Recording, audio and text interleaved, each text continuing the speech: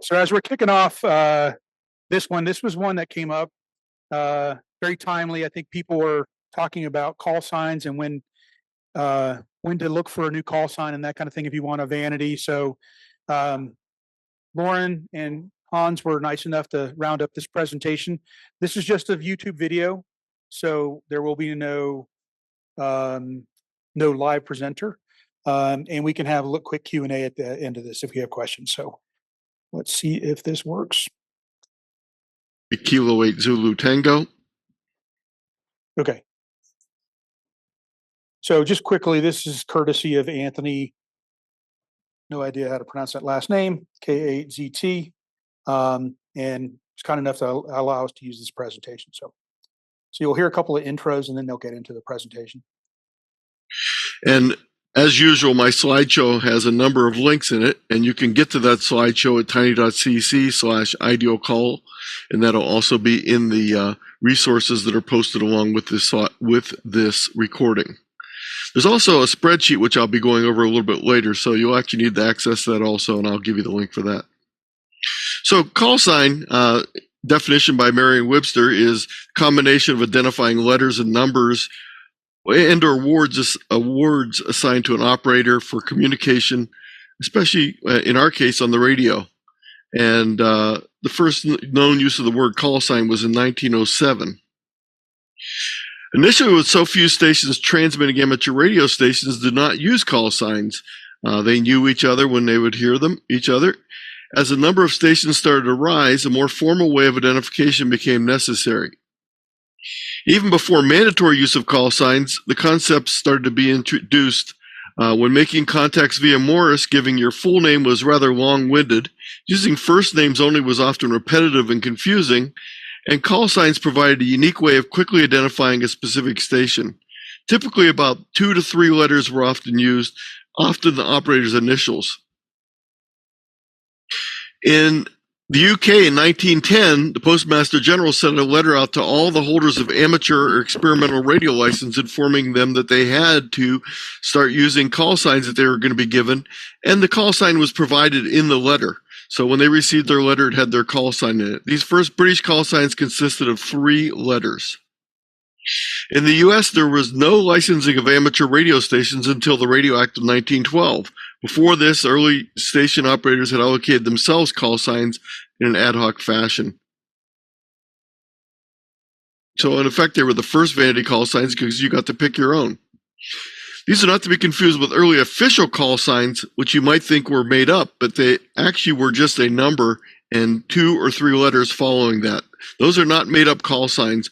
Those are the way call signs were used until the 1920s. Despite the lack of official call signs, in 1908, Modern Electrics magazine published a listing of U.S. stations and their self-assigned call signs. It listed the name and broad location of the station along with the call letters, which normally consisted of 3 letters. It also listed the approximate wavelength on which is transmitted station along with the spark coil length of the for the transmitter power. In 1909, they published the Wireless Blue Book, and you can see some of the listings in here. You can see that they are abbreviations, initials in many cases, and the wavelength and the length of the spark gap. In 1912, licenses became necessary, and the stations were issued with official call signs, initially issued by the U.S. Department of Commerce. In 1912, Irving Vermeulen 1ZE received certificate number 1, thus was considered the first licensed U.S. amateur operator. The W wasn't added until the 1920s. And here's an example of a QSL card, and you'll note the date on this QSL card is 1958. So that's 46 years after he received his first license. For a lot more history in the story of call signs, Mike Ritt's W7VO has done a number of excellent presentations, including the one he did for RadPack last week, the storied history of ham radio call sign. And you can view the recording, the slideshow, and resources at these links. Your call sign becomes your amateur identity. Your call sign becomes your persona. Your call sign can be shown on QSL cards and other things. This is one of my early QSL cards. My original call sign was Kilo Alpha 8 November Radio Charlie that I received in 1981 as a novice. This is one of my QSL cards I've had in the past. And this is my current QSL card. And as you can see, all these QSL cards have call signs on them, and they're all different. That's one thing about an amateur radio call sign. There are no duplicates anywhere in the world. So even though your name may be duplicated many times, your call sign is unique to you. Behind every call sign is a ham, and often there's a story that goes along with the ham. The call sign can tell where you lived when you first got your license, when you got your license, the call sign you got after upgrading your license, moves you had made over the years, and who originally owned your call sign if you weren't the first holder of that call sign.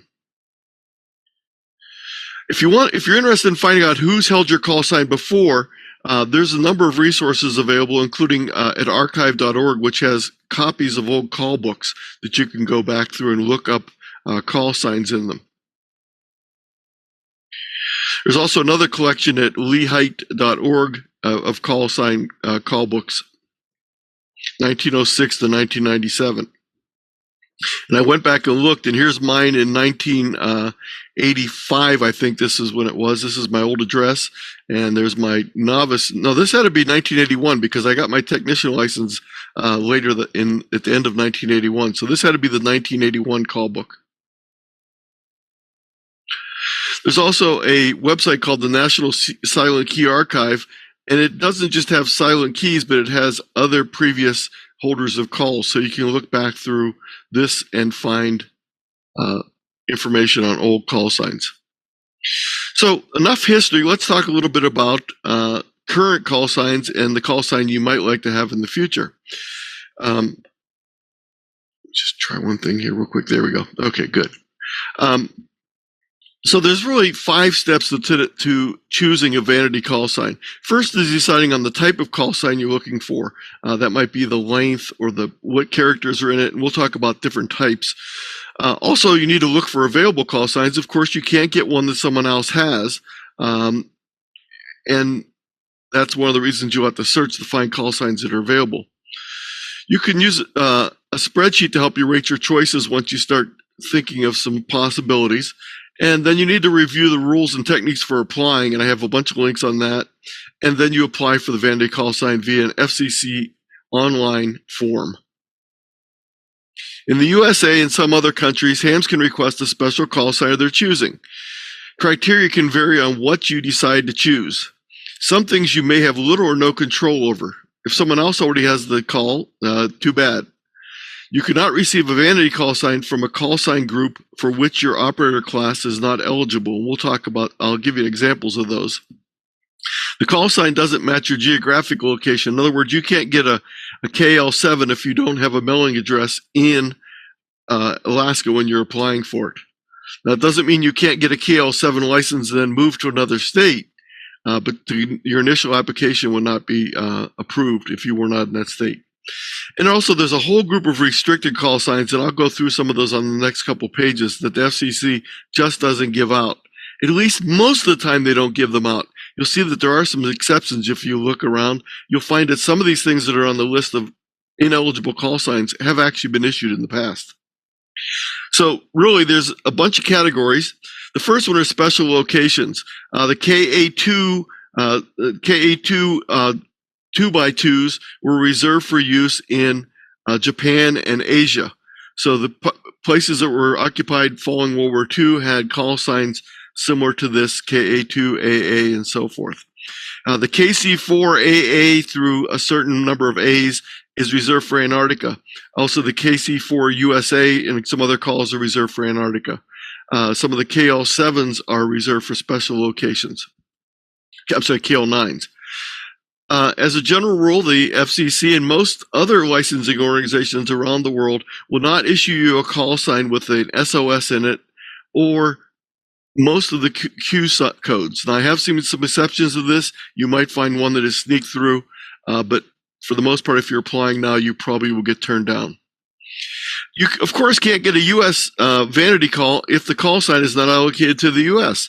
The U.S. has AA through AL as the first two letters, but we don't have AM, we don't have AR, we don't have AQ, and we don't have AZ.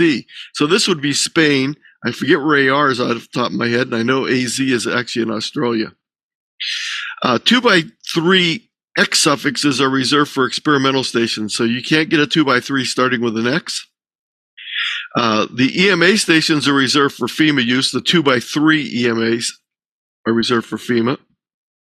2x3s that start with an AA through AL or an NA through NZ are not available. So none of these call signs, even though they'd be valid U.S. call signs, are currently being issued by the FCC. Some 2x3s that start with WC, WK, WM, and WR are not issued. But you may have noticed an exception to this already, because if you work the 13 colonies, the bonus station, the WM3 pen, breaks this rule. So there obviously have been some that have been issued, but for the most part, they have not been issued. The KP zeros, the KP, the NP, and the WP zeros, sixes, sevens, eights, and nines have not been issued yet. And they're on reserve if we need them for places like Puerto Rico. So Oscar put up his thumbs up for that. And all one-by-one calls are never issued to an individual. They're available only on a temporary basis. So these areas are all fall into this, and there's more details on the next pages as to why these particular ones are not available. And you can read through this on your leisure. So some of the criteria that hams use in making their choice for a call sign can be defined in one of three categories that I've arbitrarily established. Personalized call signs, cute call signs, also known as endearing, clever, captivating, winsome, comical, etc., or what I'm going to refer to as optimized character call signs. And we'll go through each of these different types.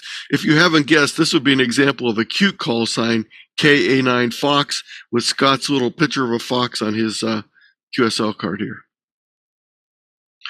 So let's go through personalized first. Personalized might be your name, initials, or nickname, very similar to what people did before licenses were officially allocated. So we might have K2 Bob, we might have KAAL, which would be my initials, or K4 Doc, if his nickname was Doc, or maybe even Mom. So those would be examples of names or initials. Sometimes people like to have an abbreviation of their state, and the West Virginia stations have a nice advantage because starting with a W, also similar in Wisconsin and Washington, they can have the first two letters of their state as their first two letters of their call sign. Club names, W3PRC, the Potomac Radio Club, and so forth. And you might recognize some of these names out there. As Mike mentioned in his talk last time, originally the W6 of the 6 calls, I'm sorry, the 1x2s starting with an S, I think, in the suffix, were reserved for schools. And so places like Stanford have Y's, not S's.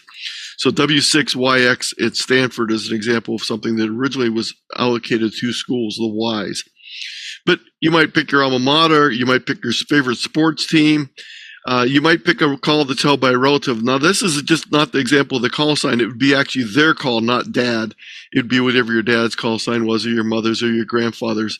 And there's special rules for getting a call that was formerly held by a relative, and those are in the links later on. You can also get a call sign derived from another service. So some people might, let's say you worked at WLW in Cincinnati, it might be nice to have W8 WLW. I'm actually the station, I'm actually the trustee for the Kent State Amateur Radio Alumni Group, and we have W8 KSU, and the station, the NPR station at Kent State is actually WKSU. It might be for an event in history such as WW2, the William Penn, which I talked about earlier, maybe for Abe Lincoln or LBJ or something along those lines. As far as cute call signs, they can be endearing, clever, captivating, winsome. They're basically puns in a lot of cases. They're visual puns or audio puns. So we can have visual things like WOXX, a lot of people like to have one that repeats the prefix and the suffix the same. Maybe the last letters of the alphabet. We got all 4 of them there. or maybe something like the first three letters of the alphabet. A call sign that repeats either way. And here's a call sign that's very unique because you can turn it over upside down and it'll still be the same call sign. No matter which way you turn it, if you swing it all the way around, you'll still get W0TLM. Some people like phonetic call signs, and if you've ever worked field day in the past, you probably ran into the Huntsville group that has Kilo 4, Big Fat Turkey, as their phonetic that they use every year. Now, I've worked them on CW only the last couple of years, and it's not quite as much fun working the Big Fat Turkey on CW.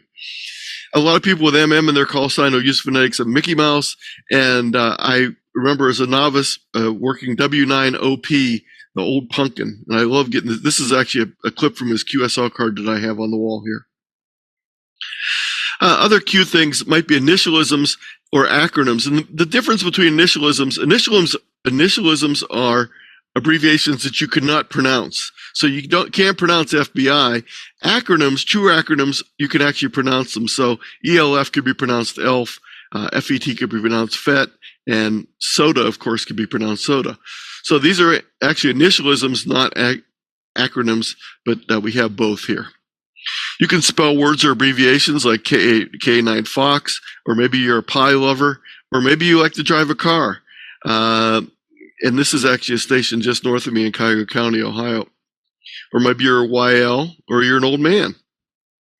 I recently saw a picture from in QST a couple of months ago of W4HE standing next to K4SHE. So he and she were standing next to each other, but they weren't related and they didn't even know each other before the picture. Often the numbers 1, 0, and 5 visually look similar to I, O, and S. So sometimes we use the spell Q combinations such as kite, corn, washed, noisy, kiss, and ICOM, even though they really aren't, but our eyes play tricks with us.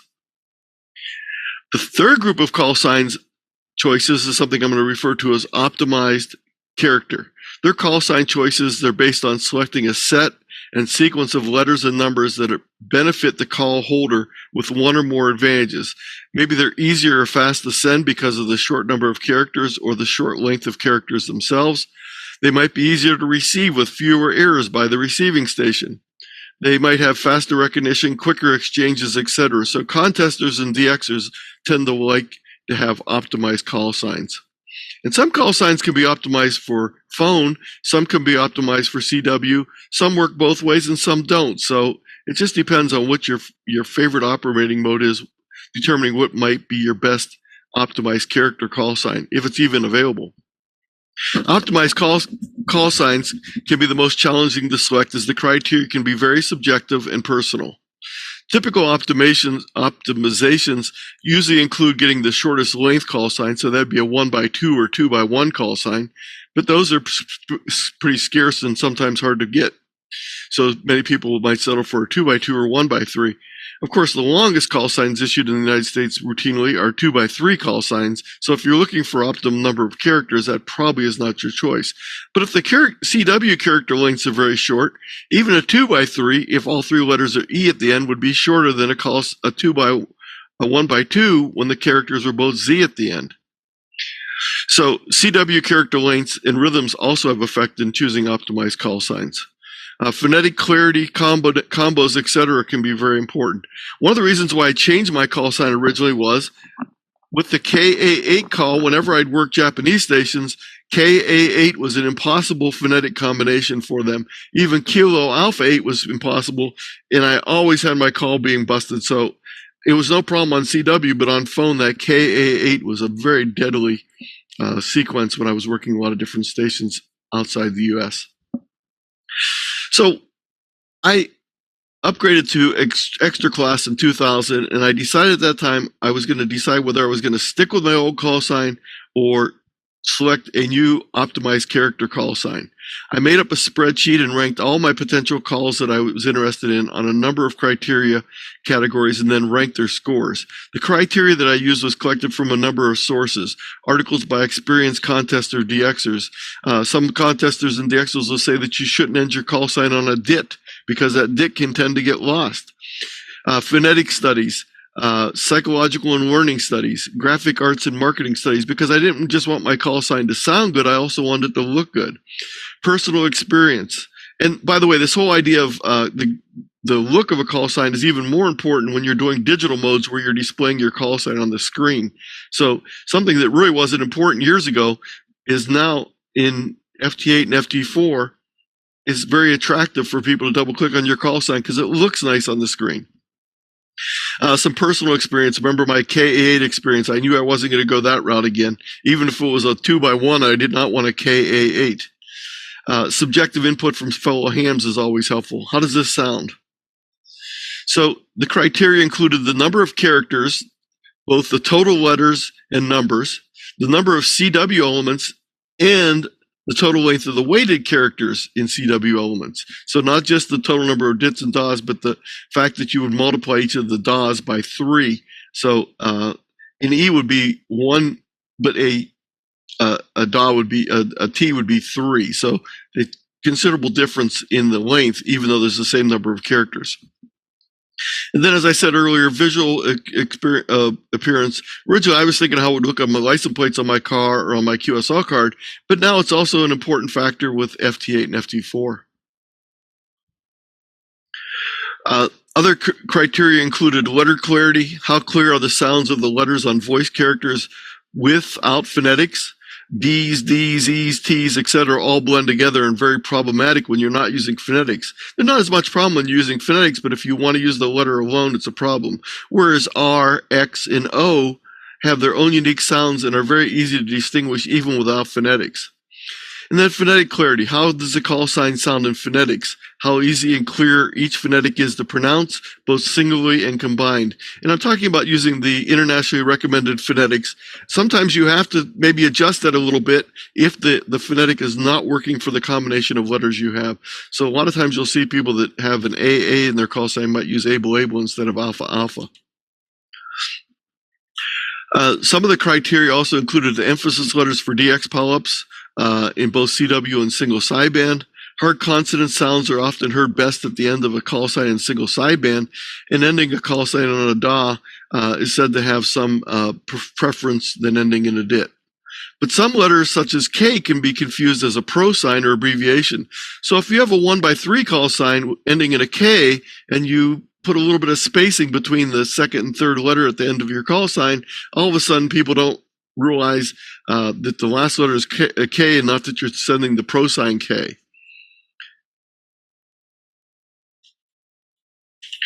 Some of the other criteria included the rhythm of the sound in CW, and to do this, I punched them into a website such as Morse Code Translator, which will play it back to you. You can put them into your key, or you can send them to yourself.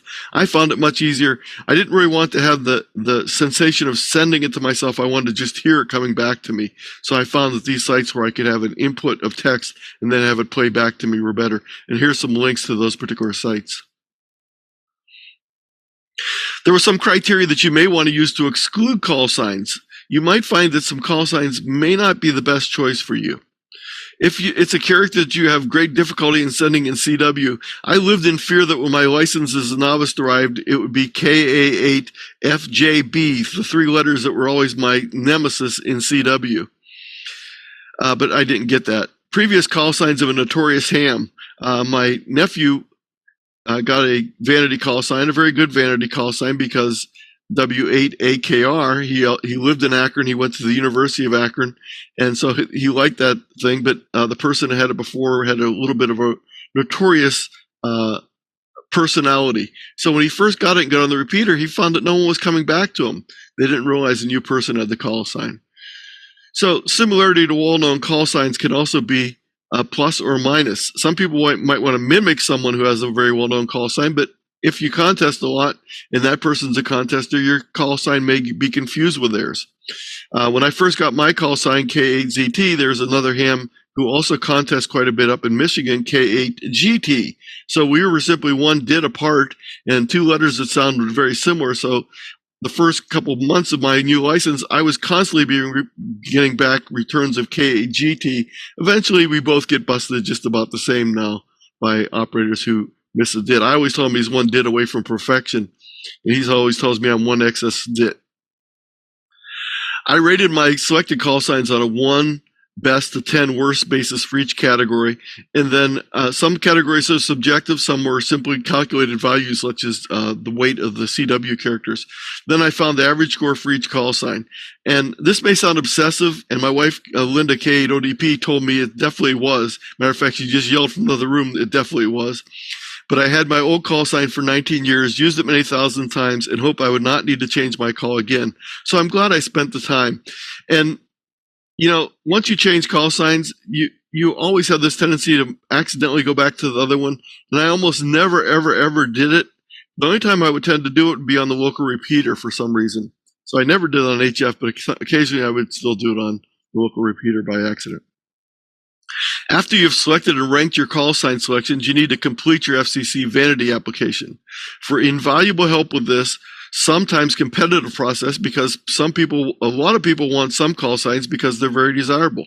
Please refer to the links on the next slide for a number of resources. Then the wait begins as you hope the FCC grants you the one of your top choices. You can put in a big list, or you can put in a small list depending on how many things are acceptable to you. Fortunately, the process usually takes less than 1 month. I hope to hear you on the air soon with your ideal call sign. And by the way, I got my second choice. My first choice went to someone else. I didn't get the first choice, but now I'm actually happier that I got my second choice. So these are some of the resources available. The FCC has a link. There's a link here to the FCC Vanity call sign page. The AWRO website has some information on Vanity call signs. AE7Q has a site just for Vanity call information, and it has a large number of different tools available. And as I mentioned earlier, anytime you see this little symbol here, that means it's a link you can click on. Just to demonstrate that it works, I'll click on one of these. So here's AE7's site, and you can see, for example, how many 1x2s are available in which call region. You notice that most of them have none. The 5th area has 1 coming up. The 8th call district has 1, 9 has 3, and the 0 or 10th call district has 9. These other things are possessions in other locations. So this gives you some ideas of things that are available. There's a bunch of other tools on here to search and help you to apply for your information. So this is a great place. It tells you when call signs are going to be coming due, and you can apply for them. There's a 2-year waiting period after someone drops a call sign before the next person can get it, unless you're a family member claiming a call sign from someone who's deceased or has dropped their license.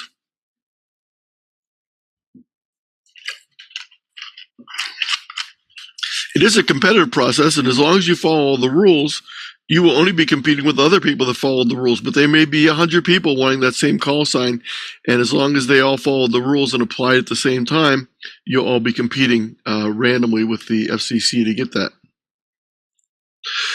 Radio QTH provides a number of tools to help you find which sites call signs are available and help you in the selection process. KJ4C has a number of tools also, and Ham Data has an up-to-date FCC information. So if you want to find out the call signs that were issued in the last days, even if you're just curious, what was the latest information issued, what call signs, how many were issued, and different things like that, you can find out all that information. So if you look on this, these are the call signs that were listed most recently. So in the 8th call district, the most recently listed 8 call sign is KEA. I'm not sure. These are not just technician license. These are all the licenses issued. Right now for a Group D, which is the technician class license, they're issuing KE8TQ in Ohio this week. So this is the spreadsheet, and I'll actually bring the spreadsheet up and demonstrate it here, but I just want to give you a quick look at what it looks like. And it's free. You can choose different formats. It's a Google spreadsheet, but if you want to, after you download it, you can use it with Excel. You can export it from Google and use it with Excel if you'd like to, or OpenOffice. Either one, they'll all work with it just fine. You may need to change some of the spacing on the other ones. So I put some sample call signs in it so that you will know where. Don't just fill out the new ones in there. And for the subjective categories, you may want to enlist one or more other hams to help get their opinions and experience. Depending on your amateur radio interest, you may also want to include one or more contester or DXer for good information on what their experience with call signs has been. And this again is the picture of the spreadsheet, but I'll bring it up here. But you can see we list the call sign. It automatically generates the phonetic alphabet. It automatically generates the Morse code abbreviations. And then you have some of these calculated automatically, like the number of characters is calculated, the length of the CW characters is calculated, and the CW weight is calculated. Now, these are not, these values have a constant multiplier so that they stay in the same range. So you're not going to see like the full number of characters there. You're going to see the weighted value. These are subjective ones, and you need to put in your own idea of how you think these match up with the 1 to 10 scale. It'll generate a total number, and then it'll give you an average. This is the FCC Vanity call sign page.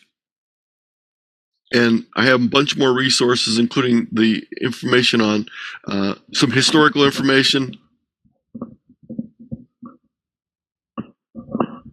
text to Morse code players, a whole presentation that I wrote a couple years ago, which is not working, but I'll get it working again. I'll fix that link. But basically, it is called The Story of Zero. And it just talks about zeros, /zeros, and it also has a number of /0 fonts. So don't ever use the alternate 0216 ASCII code to generate it, because that's not a /0. That's another character. Just simply use a proper font, and there's a number of fonts you can download from this webpage by going to the /0 fonts, and you can simply download these and install them on your machine. They're all Windows fonts. If you're using Google Sheets or Slides, etc., Consuela is the /0 font that's built right into the program.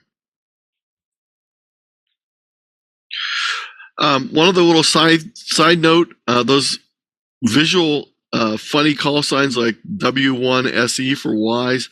Each year I do a crossword puzzle for CQ Magazine, and the 4th edition of that crossword will be in the February issue of CQ Magazine. But last year's issue, you can find it on page 44 of the 2021 February, and you can also do it online. I have it online, so you can do it that way also. So let's take a look at the spreadsheet, and this is the link for the spreadsheet.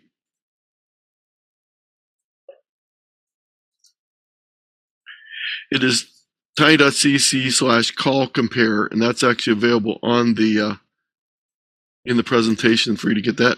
When you do that, it's going to ask you to make a copy of the document, because you need to have full edit rights. So once you do this copy of it, it's now your document. It's no longer a shared document. And there's an explanation page at the beginning, and then there's the call comparison page. There's 2 other locked pages, and those are where the values come for the weighting and for the NATO phonetic combines. So whenever we type a call sign in here, if we type one in, let's see who we have out there. Let's put the cap lock on. KQ6HE. It'll generate the phonetic combination, the Morse code characters, and it'll also calculate the number of characters out there, and then you can go in and put in subjective ratings for each of these other characteristics. And let me make this a little bit narrower so I can fill on the screen here. And you can see the averages here. And what you want is you want the lowest number. So of the calls I was comparing here, and I won't include the KH6 because I didn't put these comparisons down here, you'll see that my call was the second lowest here, and N1XX was lower, but it's not available. But just some ideas of how call signs work. Now, I find some people get carried away with the E's because they're short.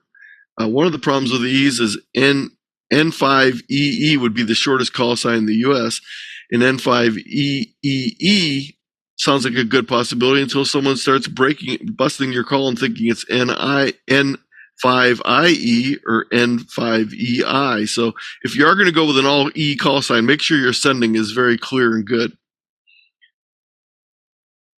Or an all DIC call sign like N5HEE would be all DITs.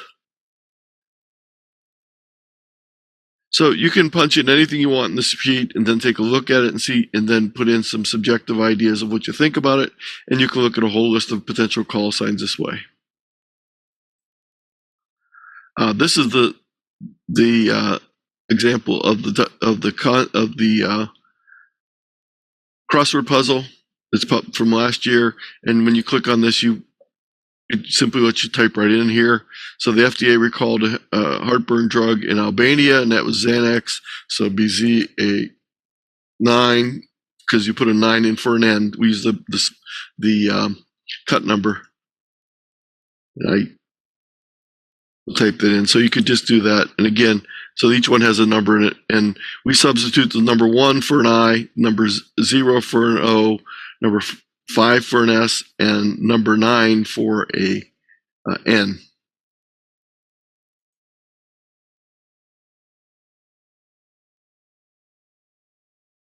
So again, the link for the slideshow is tiny.cc/ideal call, and the link for the spreadsheet I'll put in the chat right now. That's the link for the spreadsheet. This is the link for the presentation.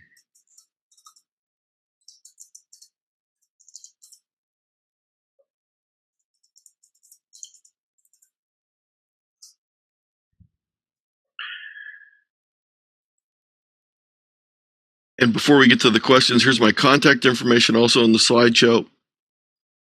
I also have a list of all my presentations that I've done over the last 2 years now, my COVID presentations, and I've done over 120 presentations to different clubs and groups. So if your local club is interested in the presentation, look through the sheet.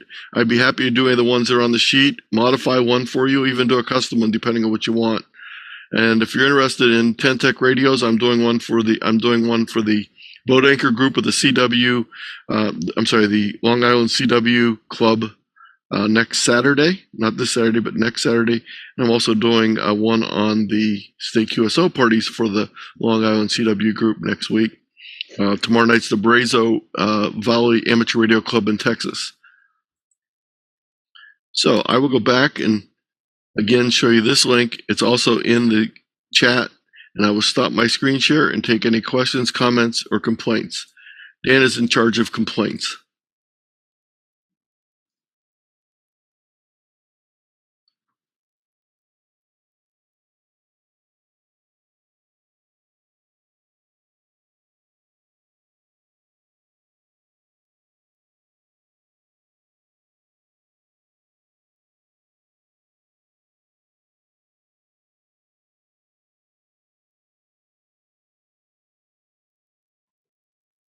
We can't hear what's happening in the room. Hello, hello.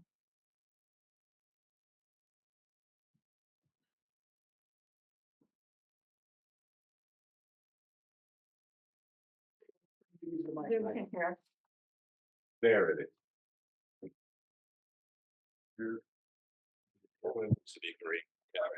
Okay, there's one site that wasn't mentioned. That is vanities.k2rc.com. And they give out the call signs that are becoming available right now and in the next month by area 1, 2, 3, 4, etc. And also they show which call signs have been applied for just now that are under consideration by the FCC.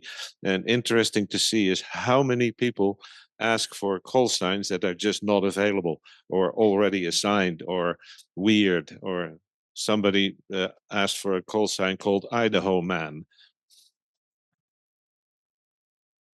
Yeah. And the one and a girl that asked for the call sign W0MAN got hers. W0MAN, woman. Yeah. Okay, so check that out to vanities.k2rc.com.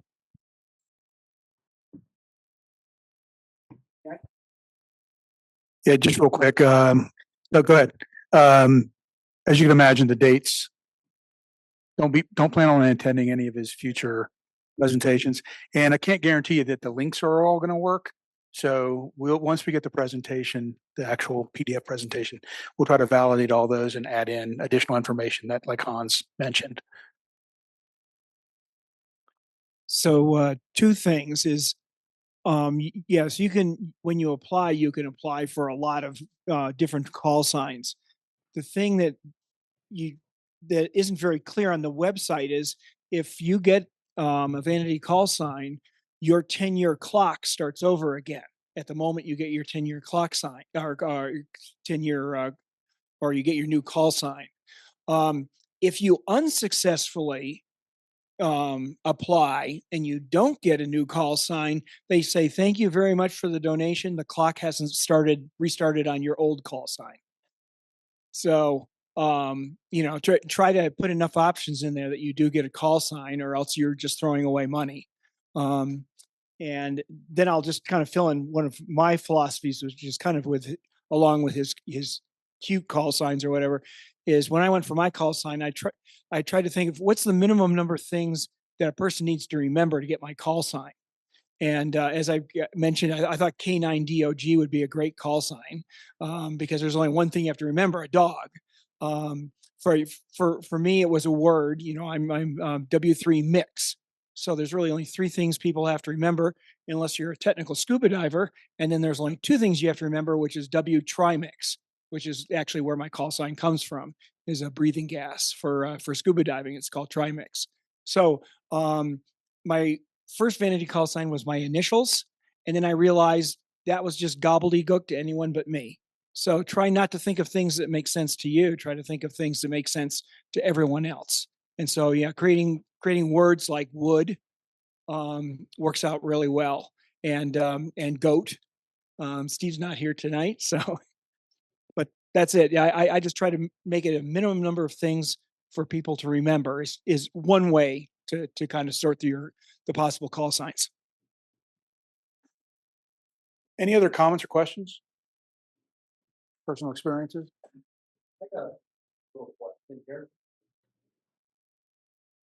So on May 9th, if I'm lucky, pass the test, get a technician's, and I want to apply for a call sign. I was going to do like what you were saying, the initials, because I want something easy I can remember first. Now it sounds like there can be multiple slots you put in. Is that a hierarchy? If you put multiples in, do they try to get your first one, and if not, it goes to the second? And forget how many it is. It's like 20. It's something like 20 or 25 possibilities that you can put in. But if you go to, I forget the name of the site, he actually demonstrated it there. It was one of the first sites he went to. Is I went and I looked, and no one was trying for my call sign. So I literally put in one call sign, and I got that. As for using your initials, so it's easy to remember, your call sign is going to be easy to remember no matter what you do. You'll say it enough times. So that I would discount a little bit. All right, thank you. Since I'm thinking about just going straight to a vanity, I just want something that means something to me. And my wife was thinking the same, because she wants something that she'll be able to remember for me if we're calling each other. And if you're not an amateur extra, there are some call signs that are not available to you, like 2x2 call signs, 2 letters, digit, 2 letters. Great. Thanks. Any other questions, comments? All right. Well, we can go ahead and wrap up for the evening. Thanks, everybody.